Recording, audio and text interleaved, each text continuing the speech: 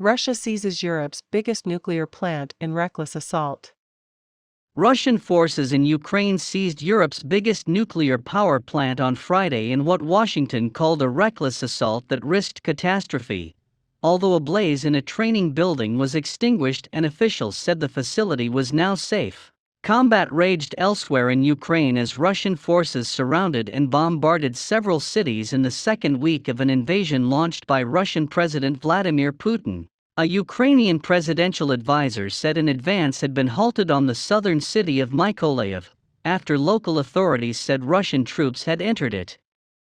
If captured, the city of 500,000 people would be the biggest yet to fall.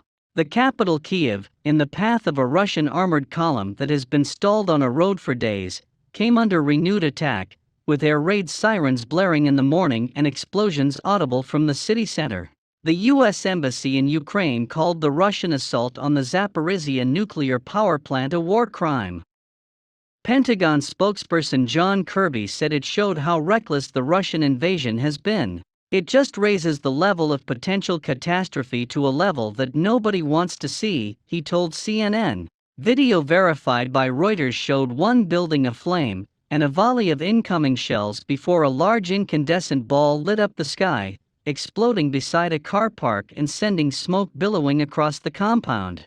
Thousands of people are believed to have been killed or wounded, and more than 1 million refugees have fled Ukraine since the February 24 start of the invasion, which has plunged Russia into economic isolation as Western nations seek to punish Putin. International Atomic Energy Agency chief Rafael Grossi paid homage to the nuclear plant's Ukrainian staff, to their bravery, to their courage, to their resilience, because they are doing this in very difficult circumstances.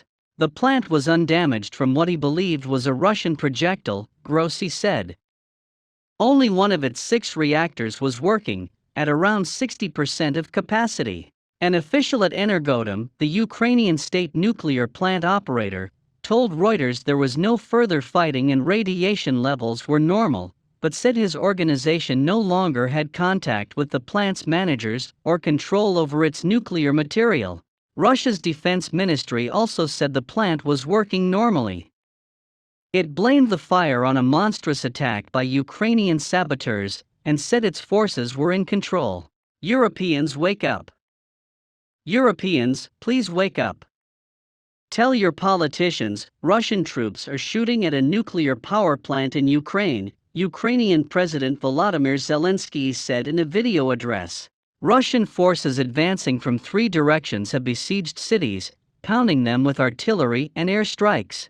Moscow denies targeting civilians and says its aim is to disarm its neighbor, counter what it views as NATO aggression, and capture leaders it calls neo-Nazis. Ukraine and its Western allies call that a baseless pretext for a war to conquer a country of 44 million people. Foreign ministers of NATO countries met in Brussels, promising stronger action. Germany's Chancellor Olaf Scholz became the latest Western leader to phone Putin and demand he call off the war. Foreign Minister Annalena Baerbock said Russia was increasing its strikes on civilians. It is clear to see that this war of aggression by Putin is targeting the civilian population with the most brutal rigor. Irish Foreign Minister Simon Coveney lamented the images we see of apartment blocks in working-class areas outside of cities with half of buildings gone, in smoldering rubble. Unfortunately, it looks like we are going to see more of this in the coming days and weeks. The picture looks very bleak and very dark in terms of Russia's intentions, and there doesn't seem to be any willingness to discuss a ceasefire, he said. Defending Kyiv. In Kyiv's Borshchehivka neighborhood, the twisted engine of a cruise missile lay in the street where it had apparently been downed overnight by Ukrainian air defenses. Residents were furious, but also proud of the successful defense of the city of 3 million, which Russia had hoped to capture within days. Russian troops all should go to hell, said Igor Leonidovich, 62, an ethnic Russian who moved to Ukraine 50 years ago as a boy. For the occupiers, it is getting worse and worse every day. In Russia, where Putin's main opponents have largely been jailed or driven into exile, the war has led to a further crackdown on dissent. Authorities have banned reports that refer to what it terms a special military operation as a war. Anti-war demonstrations have been squelched with thousands of arrests. On Friday, Russia shut down foreign broadcasters including the BBC and Voice of America. The main independent Russian broadcasters, TV Dozd and Echo Moskvy Radio, were shuttered on Thursday. Parliament on Friday passed a law imposing a jail term of up to 15 years for spreading intentionally fake news about the military. Russia has been subjected to economic isolation never before visited on such a large economy.